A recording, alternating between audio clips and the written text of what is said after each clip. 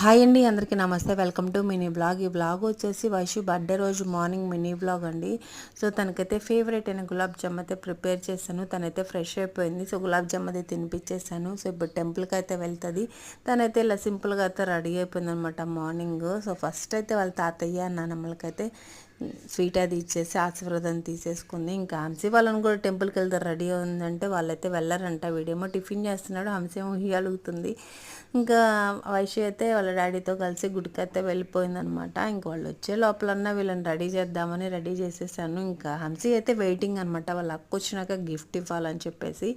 ఇంకా చిన్నోడికి కూడా స్నానం అది చేపించేసి రెడీ చేశాను. సో ఇంటికి వచ్చిన తర్వాత అయితే వైషు వాళ్ళు బ్రేక్ఫాస్ట్ అది తినేసిన తర్వాత ఇక్కడ నేబర్స్లో అయితే ఇంకా వైషు అయితే అన్న అన్న అని పిలుస్తుండిద్ది అనమాట.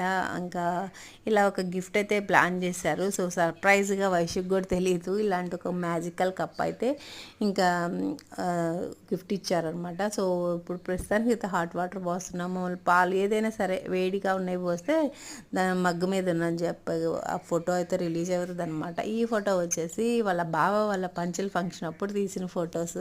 సో ఒక మగ్గు అయితే చాలా బాగా వచ్చింది కదా. సో వీడియో నచ్చితే లైక్ చేయండి, ఛానల్ సబ్స్క్రైబ్ చేయండి. Thanks for watching.